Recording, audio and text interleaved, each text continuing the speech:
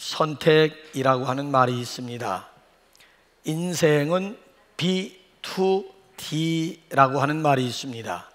B는 birth, 태어남이고 D는 death, 죽음입니다. 인생은 태어나서 죽는 것입니다. 사실 인생이란 선택의 연속이라고도 할 수가 있겠지요. 자, 아침에 일어나게 되면 누구나 다 오늘은 무슨 옷을 입을까? 남자들 같은 경우에는 무슨 넥타이를 맬까? 우리 주부들 같은 경우에는 오늘은 또 무슨 반찬, 어떤 음식을 만들까? 또 무슨 신발을 신고 나가나? 지난주 수능을 마쳤습니다마는 수능생들은 이제 어느 대학을 선택해야 하나, 무슨 과목을 전공해야 하나 선택해야 됩니다. 졸업 후에는 또 무슨 직업을 선택할 것이며 어떤 배우자를 선택할 것인가, 이것인가 저것인가, 우리 기로 가운데서 선택을 잘할 수도 있고 잘못할 수도 있습니다. 선택에 따라서 행복할 수도 있고 불행할 수도 있습니다. 순간의 선택이 10년을 좌우하는 것이 아니라 영혼을 좌우합니다. 문제는 중요한 선택이 되겠습니다. 그런데 여러분 그거 아십니까? 현대인들은 선택을 부담스러워합니다. 왜 그럴까요? 선택에 따른 책임이 있기 때문에 그렇습니다. 러시아가 개방되기 오래전 미국으로 망명을 했던 구소련 스탈린의 외동딸이었던 스베틀라나 여사가 기자회견을 하게 되었습니다. 기자들이 묻는 질문 가운데 하나가 미국 생활에서 가장 적응하기 어려운 점이 무엇입니까? 라고 물었더니만 스베틀라나 여사가 뭐라고 대답한 줄 아십니까? 매일같이 선택하는 일입니다. 소련에서는 뭐 선택하고 자시고 할 것도 없다는, 위에서 정해진 대로 하달라기만 하면 그대로 따르기만 하면 그만이라는 거예요. 근데 여기 미국에 와서 보니까 하나에서부터 10까지 다 내가 선택해야 되고, 내가 선택한 것에 대해서 내가 책임져야 하는 일이 너무너무 힘들다라고 하는 그런 말을 했다고 합니다. 여러분 그렇습니다. 선택과 결단에는 마땅히 책임이 따르게 되어 있습니다. 제가 여러분들에게 질문 하나 드릴까요? 여러분들은 지금까지 살아오시면서 가장 탁월한 선택이 있었다면 그게 뭡니까? 지금 생각해도 역시 그때 내가 선택을 잘했어 라고 생각하는 게 뭡니까? 여기서 대답할 생각하지 마시고 이번 주 셀 모임 때 한번 나눠보시고, 반대로 내 인생살이 가운데 최악의 선택이 있다면 또 무슨 선택이었습니까? 제가 원주에서 목회할 때 어느 나이 많은 집사님이 그러던데요, 내 인생 최악의 선택이 있다면 저 왼수 만난 거라고 얘기를 하던데요. 역사적인 실수랍니다. 그게 역사적인, 농담 섞여가지고 역사적인 실수라고 하는 표현까지 하더라고요. 여러분, 그런데 여러분이 생각하는 저 왼수, 그분도 구원받아야 될 대상이라고 하는 거 아십니까?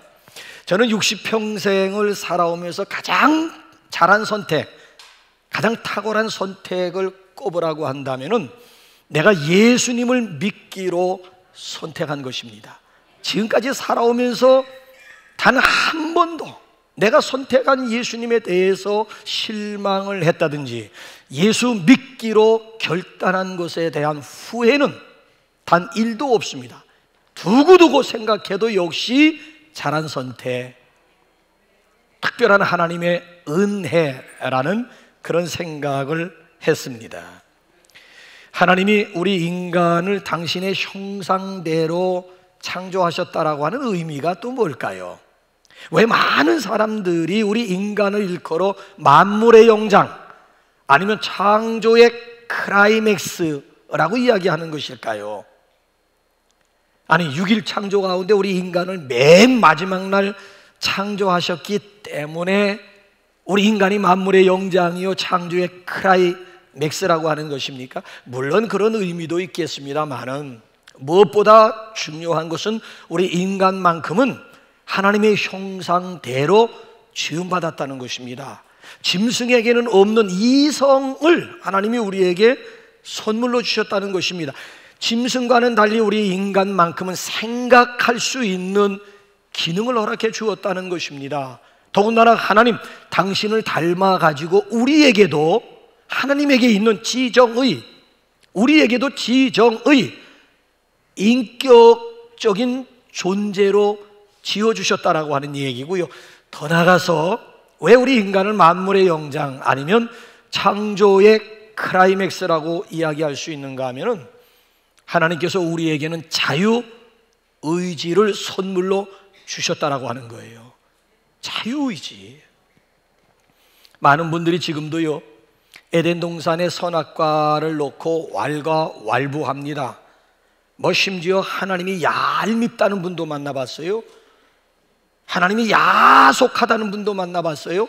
하나님이 해도 너무 하신다라고 하는 그런 얘기를 하는 분도 만나봤습니다. 그분들 얘기는 공통적인 것입니다. 하나님은 예지 미리 아신다. 예정하신 분. 아니, 하나님은 전지 모든 걸 다 아신다. 전능하신 분이라는 거지요. 전지 하시는 하나님이, 아니 에덴 동산에 있는 선악과를 아담과 하와가 따먹을 걸 뻔히 미리 아시면서 거기다가 왜 선악과를 만들어 놓으셨느냐는 항변이야. 그거 만들지 않았으면 아담과 하와가 따먹지도 않았고, 따먹지 않았으면 오늘날 우리가 요 모양 요 꼴로 살아가지 않아도 되지 않느냐라고 하는 불만이야, 불만. 여러분들 가운데도 그렇게 생각하시는 분들 계십니까? 실수하는 거예요. 그 얘기는 무슨 얘기인가 하면은 우리 인간이 자신의 자유의지를 몽땅 반납하고 이제는 짐승과 다를 바 없는 그런 삶을 살아가겠다라고 하는 얘기인데, 그래도 여러분 좋습니까?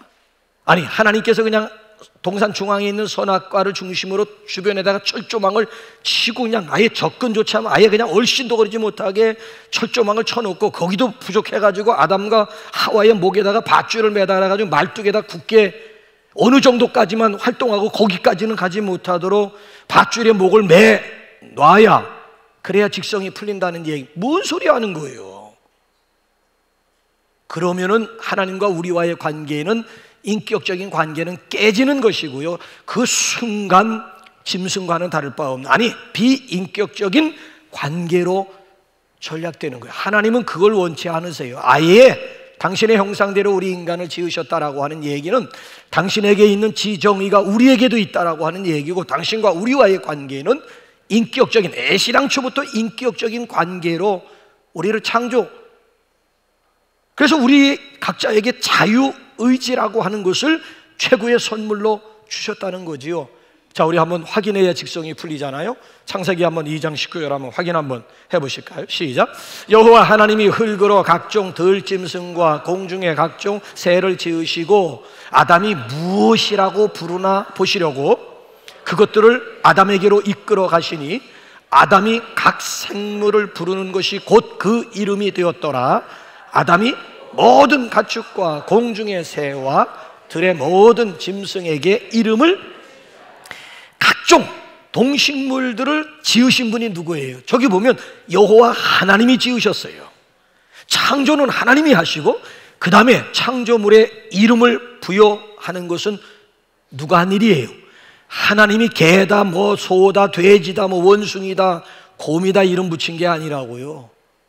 하나님이 창조하셨지만 이름은 아담이 명명하도록 하나님이 아담에게 자율권을 주신 거예요. 자율권을 주신 거예요. 이렇게 해서 창조물이 하나님과 인간이 함께 우리 같이 합력을 하게 되었다라고 하는, 애시당초부터 하나님과 우리와의 관계는 인격적인 관계로 지음 받았다라고 하는 얘기예요. 그래서 오늘도 여러분 한번 보세요. 행복이라고 하는 것이 뭐예요? 관계에 있는 것이잖아요. 그래서 여기 보게 되면 하나님이 우리 인간에게 주신 최고의 선물이 자유의지로구나. 내가 선택하라는 거예요. 내가 하나님이 선택해 주신 것이 아니고 네가 선택하라는 거예요. 자, 오늘 여기 본문 말씀에도 보게 되면은 우리의 선택과 결단을 지금 요구하고 있는 말씀이잖아요. 하나님이 우리 앞에 뭘 두셨다는 거예요? 사망과 생명과 사망을 우리 앞에 두셨고, 그 다음에 축복과 저주도 하나님이 우리 앞에 놓아 두신 거예요. 네가 선택은 우리의 몫이라고 하는 거예요. 사망을 선택하는 것도 나고 생명을 선택하는 것도 나예요. 축복의 길로 걸어갈 것이냐 저주의 길을 선택할 것이냐 우리의 몫이라고 하는 것을 여기서 이래서 순간의 선택이 영혼을 좌우하고 더 나아가 우리의 운명을 좌우할 수가 있다라고 하는 이야기예요. 그런데 인류의 시조였던 아담과 하와는 잘못된 선택의 대표적인 모델이 되어버리고 만 거예요. 아니, 동산 안에는 각종 열매들이, 각종 실과들이 얼마나 많아요. 계시록 22장 보게 되면 생명강가 중심으로 해서 달마다 12가지 과실이 맺힌데, 한 나무에 12가지 과실이 달마다 맺힌데, 달마다. 그러니 그 에덴 동산 안에는 수백 가지의 과일들이 있건만 딸마다 오늘은 뭘 따먹을까 행복한 고민을 하면서 선택할 것이지, 무엇 때문에 단 하나만큼은, 선악과만큼은 따먹지 말라고 했는데 그것까지 욕심을 부리면서 그릇된 선택을 한단 말입니까? 아니, 먹을 것이 없다면 모를까? 아니, 한 나무에서 12가지 과실이 달마다 그것도 맺혀진다고 하면 먹을 것이 아주 센 것이 먹을 것인데 하필이면 선악과를 선택할 게 뭐예요? 그래서 결국 어떻게 에덴 동산에서 쫓겨나게 되고, 종신토록 얼굴에 땀을 흘려야 내가 먹게 되리, 종신형을 받게 되고, 결국 하나님의 형상이 산산조각이 박살이, 하나님의 형상 임하고 대의가 결국 깨지고 말았다라고 하는 것은 이건 실로 유감스러운 일이 아닐 수가 없습니다. 자, 창세기 13장에 보게 되면은 아브라함이 자기 조카 롯에게 선택권을 양보하는 내용이 나옵니다. 네가 우 하면 나는 좌, 네가 좌 하게 되면 나는 우. 왜? 이 조카와 함께 동거하기에는 양과 소들, 재산이 너무 많은 거예요. 그래서 이제는 우리가 각자 갈 길로 가자. 너하고 같이 해서 네 목자와 내 목자가 언제까지 이렇게 매일같이 으르렁거리면서 쌈박질 할 거냐? 이럴 바에야 우리가 깨끗하게 너는 너대로 나는 나대로 가자. 네가 먼저 선택해라. 자, 그랬더니만 이 조카 놈을 보세요. 이 롯이라고 하는 사람은 눈을 딱 들어보니까 요단들이 아주 물도 풍부할 뿐만 아니라 아주 기름진, 그래서 당장 눈에 보이는 대로 요단들, 소돔과 고모라 성이 버티고 있는 요단들을 선택한 거예요. 그래서 결국 기어 들어가서 나중에 소돔과 화려한 환락의 도시였던, 죄악의 도시였던 소돔과 고모라 성까지 깊숙이 발을 들여놓고 말지 않습니까? 그 결국이 뭡니까? 졸지에 콩가루 집안 되어버리고 말잖아요. 이게 아버지와 이 딸들이 무언 짓을 하는 거예요 지금. 더군다나 사랑하는 아내는 졸지에 소금 기둥이 되어버리고. 왜 소금 기둥이 됐어요? 자, 보세요. 재산이 너무 많아서 지금 분가를 한 거예요. 근데 결과적으로 보게 되면 완전 쪽박이 되어버리고 만 거예요. 그러니까 이 롯의 아내가 지금 이걸 어떻게 우리가 모은 건데, 목숨 건지기 위해서 소활성으로 도망가다시피 하면서 두고 나온 재산, 소돔과 고모라 성에 두고 나온 재산이 너무 아쉽다 보니까 눈을 절대 뒤돌아보지 말라고 경고했건만 너무 아깝잖아요. 지금 이거 어떻게 모은 재산인데 이거 그걸 다 놓고 혈을 단신으로 지금 목숨만 부지하라고요.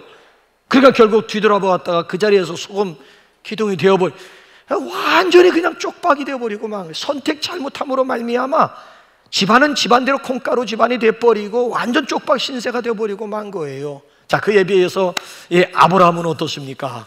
아브라함은요, 눈에 보이는 대로 아니에요. 눈을 들어 동서남북을 바라보았다는 거예요. 저 멀리 보이는 가나안을 선택했다는 거예요. 가나안. 그래서 결국은 아브라함이 가나안의 주인이 되어버리고, 결국 오늘에 와가지고는 축복의 조상, 믿음의 조상이라고 하는 영광, 영예를 차지하게 되었다라고 하는 것 아니겠습니까? 이 순간의 선택이 이 두 사람을 이렇게 갈라놓고야 말았다는 거예요. 자, 오늘 여기 본문 말씀을 기준으로 해가지고 지도자 여호수아는 자기 백성들을 이끌고 가나안에 들어가는 입구에서 세겜이라고 하는 곳에서 자, 이스라엘 백성들의 다시 한번 결단을, 선택을 요구하고 있습니다. 자, 무슨 선택이요? 무슨 결단일까요? 여호수아 24장 14절 한번 15절 보실래요? 시작. 그러므로 이제는 여호와를 경외하며 온전함과 진실함으로 그를 섬기라. 너희 조상들이 강 저쪽과 애굽에서 섬기던 신들을 치워버리고 여호와만 섬기라. 만일 여호와를 섬기는 것이 너희에게 좋지 않게 보이거든 너희 조상들이 강 저쪽에서 섬기던 신들이든지 또는 너희가 거주하는 땅에 있는 아모리 족속의 신들이든지 너희가 섬길 자를 오늘 택하라. 오직 나와 내 집은 여호와를 섬기겠노라 하니 너희가 섬길 자를 오늘 선택하라는 거예요. 오늘. 그러면서 여호수아가 선포하면 나와 내 집, 나와 내 가족만큼은 여호와 하나님만을 섬기겠노라고 결단합니다. 자, 이 선택의 요구 앞에서 이스라엘 백성들이 어느 쪽을 선택했을까요? 궁금하시죠? 500원 내놔. 자, 우리 한번 16절 한번 결과를 또 봐야 직성이 풀리잖아요. 시작. 백성이 대답하여 이르되 우리가 결단코 여호와를 버리고 다른 신들을 섬기기를 하지 아니하오린. 이스라엘 백성들이 선택과 결단 앞에서 무엇을 선택했다는 거예요? 이방 우상들을 선택한 것이 아니라 여호와 하나님을 선택. 그 결과는 뭐예요? 가나안의 주인공들이 되었다는 거예요. 자, 오늘 우리가 함께 읽은 이 본문 말씀은 여호수아를 통한 결단이 아니고요, 모세를 통해서 하나님이 저와 여러분들을 향해 도전하고 계십니다. 선택하라는 거예요. 오늘 이 시간 이 자리에서 선택하라는 거예요. 자, 뭘 선택하라고 했는지, 자, 살기 위해서 무엇을 선택하라고 하는 건지 다시 한번 이제 이런 차원에서 19절 20절을 읽으면 좀 더 새로워지실 거예요. 자, 본문 말씀 다시 한번 복습합니다. 시작. 내가 오늘 하늘과 땅을 불러 너희에게 증거를 삼노라. 내가 생명과 사망과 복과 저주를 네 앞에 두었은즉 너와 네 자손이 살기 위하여 생명을 택하고. 20절. 내 하나님 여호와를 사랑하고 그의 말씀을 청정하며 또 그를 의지하라. 그는 내 생명이시요 내 장수이시니 여호와께서 내 조상 아브라함과 이삭과 야곱에게 주리라고 맹세한 땅에 내가 거주하리라. 너와 내 자손이 살기 위해서 뭘 선택하라고요? 생명 선택하라는 거야. 우리 앞에는 생명과 사망이 있다는 거야. 생명과 사망. 생명의 길이 있는가 하면 그 길로 가면 사망의 길이야. 그러니까 오늘 너와 내 자손이 살기 위하여 생명 선택하라고 하는 도전이에요. 도전. 연세대학교 중앙도서관 앞에 가게 되면은 동상 하나가 세워져 있어요. 백낙준 박사의 동상입니다. 동상을 세운다라고 하는 것은 그분이 훌륭하다는, 유명하다는 얘기잖아요. 아무나 동상 세우는 거 아니잖아요. 아주 훌륭하기 때문에, 있잖아요. 유명하기 때문에. 그래서 이제 동상 세우는 것 아니겠습니까? 이 백낙준 박사가 예수를 믿게 된 동기는 철저하게 그의 아버지 백사겸 씨 때문입니다. 이 아버지 백사겸 씨는 어떤 분인가 하면 귀신을 섬기고 귀신을 모시는 박수무당입니다. 박수무당. 남자 무당을 박수무당이라고 얘기를 하잖아요. 그러니까 점쳐주고 군놀이 하면서 밥 벌어먹는 직업이었다라고 하는 얘기죠. 자, 그날도 이제 구판이 벌어졌습니다. 한창 막 요란하게 막 춤을 추면서 칼을 들고 막 요란하게 막 돌아가면서 춤을 추는데 웬 무명의 전도인 하나가 지나가면서 선포를 한 메시지가 자식 대대로 망할 짓 좀 그만하고 예수 믿고 천당 가시오. 그 소리를 굿하면서 그 소리를 듣고 뚜껑이 열려서 뭐라고 응수해? 너나 예수 믿고 천당인지 만당인지 가라고.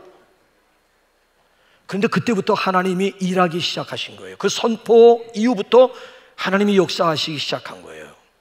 어떻게 역사하셨는가 하면 저녁에 이제 집에 돌아와가지고 잠을 자려고 하는데 낮에 무명인이 지나가면서 자식 대대로 망할 짓 좀 그만하고 예수 믿고 천당 가시오라고 하는 이 말이 귀에 너무 생생하게, 너무 쨍쨍하게 들리는 거 있지요.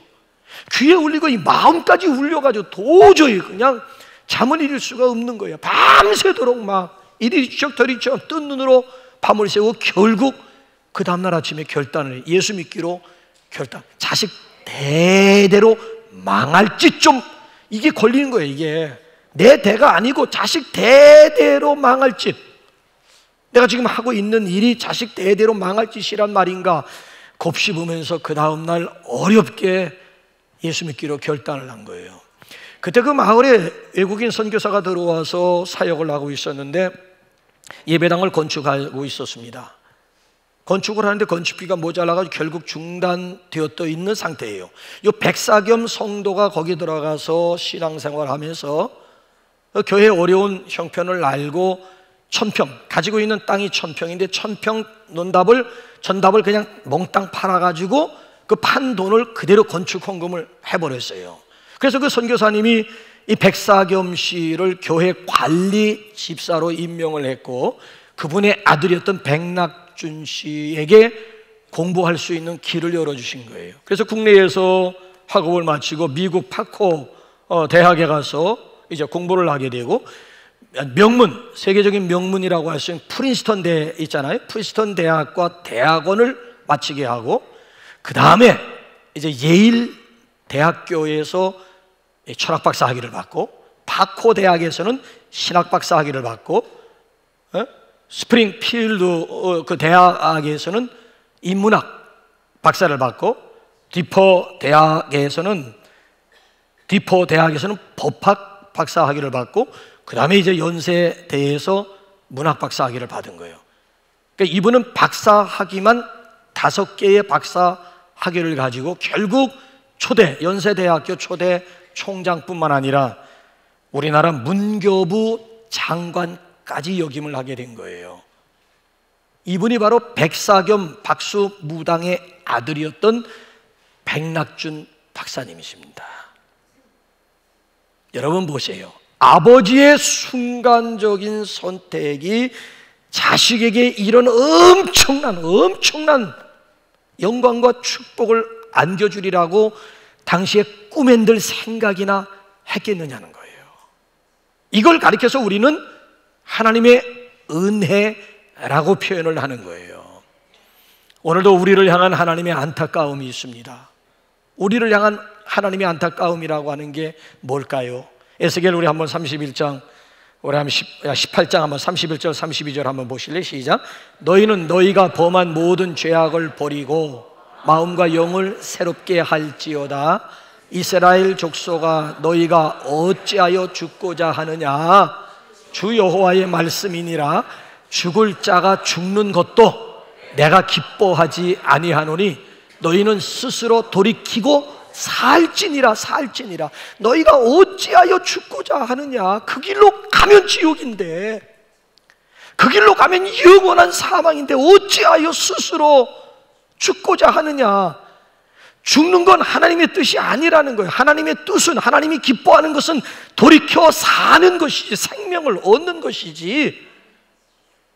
그러니까 우리 앞에 죽음과 사망, 복과 저주를 우리 앞에 놓았는데 우리 스스로가 지금 선택하고 어찌하여 축복을 선택할 것이지 저주를 선택하고 어찌하여 생명을 선택할 일이지 사망을 선택하느냐는 하나님의 안타까움이라고. 안타까움. 그 안타까움은 당신의 하나밖에 없는 독생자를 세상에 보내는 방법밖에 없는 거예요. 자, 예수님이 이 세상에 오신 목적이 뭔 줄 똑같아요. 에스겔 18장에 나와 있는 내용이나 요한복음 10장에서 예수님이 이 세상에 오신 목적을 어떻게 밝히는지 한번 10절 한번 우리 한번 다 같이 한번 보실까요? 시작. 내가 온 것은 양으로 생명을 얻게 하고 더 풍성히 얻게 하려는 것이라. 예수님이 이 세상에 오신 목적, 아니 하나님이 독생자를 이 세상에 보내주신 목적이 뭐예요? 잃는 게 아니에요. 잃는 게 목적이 아니에요. 얻는 거예요. 얻는 거. 뭘 얻어요? 생명을, 잃어버린 생명 얻고 더 풍성히 얻게 하려는데 목적이 있었다라고 하는 얘기예요.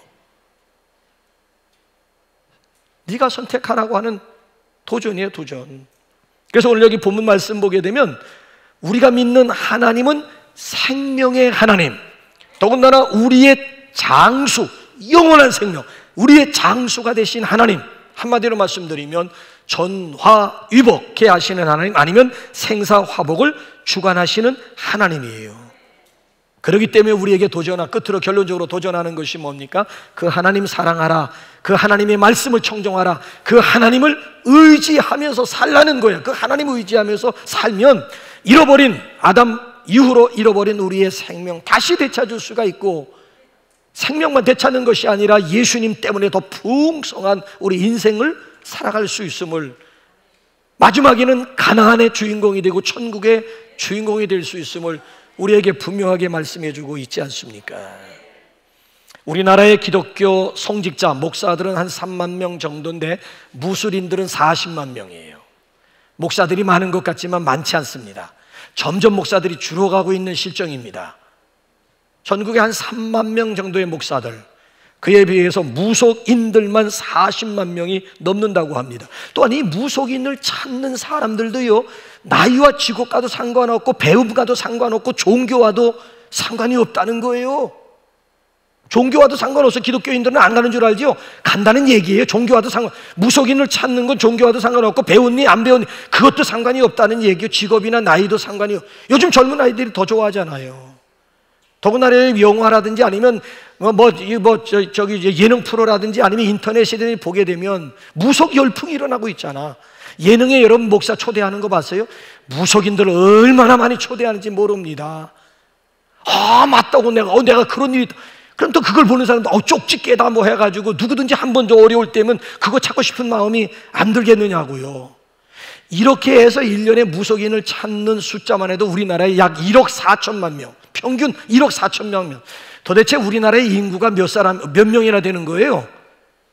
예? 그런데 무속인을 1년에 무속인을 찾는 숫자만 해도 약 평균으로 1억 4천만 명이면 한 사람이 몇 번 갔다는 얘기고, 여기에 기독교인들도 예외가 아니다라고 하는 분명한 통계가 나오는 거예요. 그러니까 전문가들이 보면 이게 기이한 현상이래. 아니, 국민소득 3만 5천 불 선진국에서 이거 일어날 수가 없는 일이라는 거야. 미개한 나라라면 미개하기 때문에 그렇다 손치인데 3만 5천 불 선진국 시대에서 이런 현상이 일어나는 것은 한마디로 기이하다고 하는 표현을 하는 거야.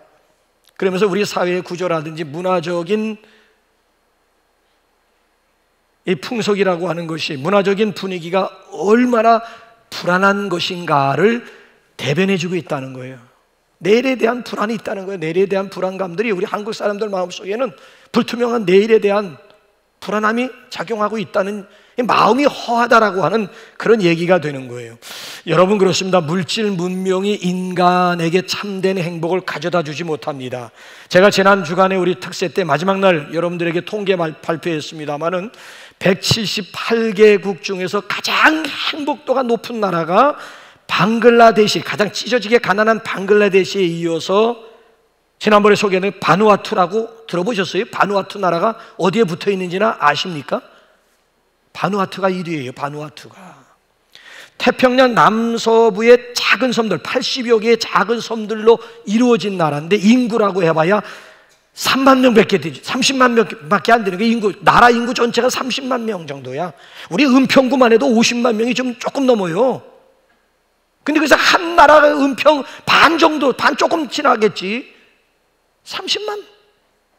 그 30만 명 중에 글을 알지 못하는 문맹인들이 85% 차지하고 있다는 거야. 난 놓고 기역자도 모르고 공을 차고 있으면서도 이응자도 모르고 지게를 받쳐놓고 있으면서도 A자도 모르는 사람들이 전체 국민들 가운데 85%를 차지하고 있다는 거예요. 그럼 목사님, 그 나라가 뭐 자원이나 풍부하겠죠? 아니요.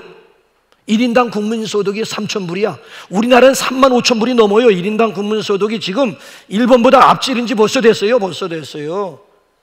우리나라가 1인당 국민소득이 3만 5천 불인데 거기는 1인당 국민소득이 기껏해야 3,000불밖에 안 된다니까.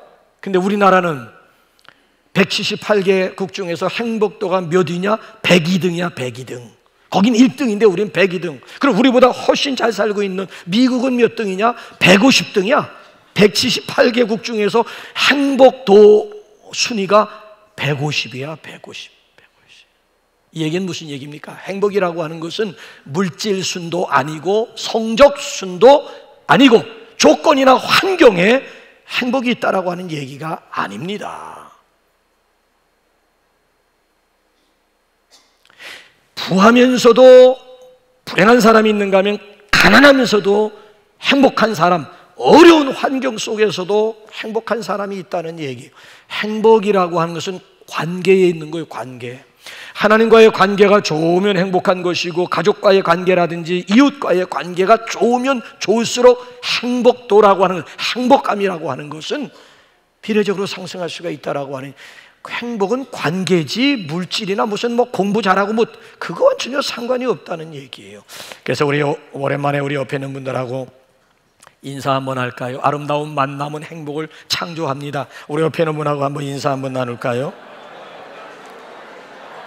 예, 결론입니다. 우리 인간의 마음 속에는 채워져야 할 하나님의 자리가 따로 있습니다. 하나님이 그렇게 지으셨어요. 우리 인간 마음 속에는 채워져야 할 자리, 하나님의 자리가 따로 있는, 이걸 종교심, 밖에 있는 사람들은 종교심이라고 얘기하고 신학적으로는 신적 자리라고 이야기합니다. 세상 사람들은 이 자리를 메우지 못하기 때문에 방황할 수밖에 없고 허무감에 빠질 수밖에 없는 거예요. 세상의 기쁨이나 쾌락이라고 하는 게 그렇잖아요. 바닷물을 마시는 것과 같잖아요. 세상적인 쾌락, 세상적인 기쁨이라고 하는 거 마시면 마실수록 만족이라기보다는 오히려 더 갈증이 나는. 그래서 현대 철학의 과제는 니힐리즘이야. 허무주의야. 허무주의를 극복하느냐 극복하지 못하느냐에 따라서 나의 운명이 달라지는 거야. 선진국일수록 자살률이 높은 이유는 뭐예요? 허무주의를 극복하지 못하는, 인생의 의미를 잃어버린 거예요. 자, 부할 대로 부하고 오를 대로 올라봤는데 결국 거기에 만족이 있느냐? 만족이 내가 이걸 위해서 지금 평생 달려왔던 말인가? 너무 허무한 거야. 삶의 의미를 잃어버려 스스로 목숨을 끊어버리는, 가난한 나라에서 자살하는 율은 적어요. 오히려 선진국 부한 나라일수록 자살률이 치솟는 이유는 의미의 문제라고 하는 얘기예요. 허무주의를 극복하지 못했다라고 하는 이야기예요. 그래서 무엇인가 이 자리를 채우기 전까지는 참 만족이라고 하는 것은 없습니다. 마치 사마리아 수가성 여인을 보세요. 남편을 5명이나 바꿔봤다고. 이 공허한 이 마음, 이 빈자리를 채우기 위해서 남편을 5명씩이나 바꿔, 이놈 저놈 돌아가면서 살아봤댔자 이놈하고 살아도 만족이었고, 이놈하고 살아도 만족이었고, 저놈하고 살아도 만족이었고, 뒤에 있는 놈하고 살아봐도 만족이 없는 거예요. 만족. 지금 살고 있는 놈도 지금 정식으로 결혼한 놈도 아니에요.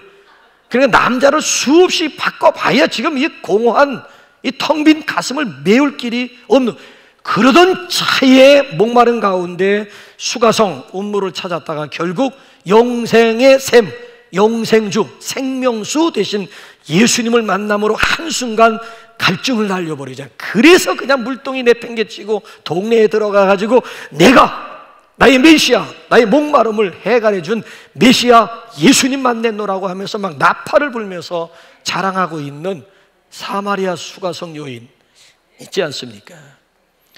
여러분, 영원한 생명 얻고 싶으십니까? 아니, 정말 진정한 기쁨을 맛보고 싶으십니까? 시간마다 위로부터 내리시는 위로가 필요하십니까? 정말 내가 복 있는 사람으로 정말 복된 삶을 살아가기를 원하십니까? 하나님 선택하십시오. 우리의 생명이 되시고 우리의 생사 화복을 주관하시는 그분 선택하면 끝나는 거야. 더 나아가서 내 인생의 길이요 진리요 생명이 되시는 예수님 선택하게만 되면 이 문제 한순간에 사마리아 수가성 여인의 간증이 나의 간증, 나의 노래가 될 수가 있는 거예요. 오늘 우리 이 자리에 찾으신 우리 VIP님들 잘 오셨습니다.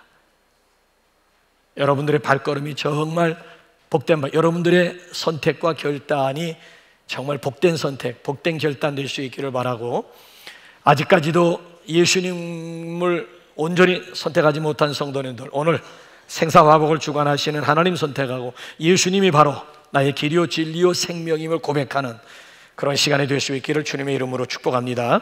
이 시간 우리 찬양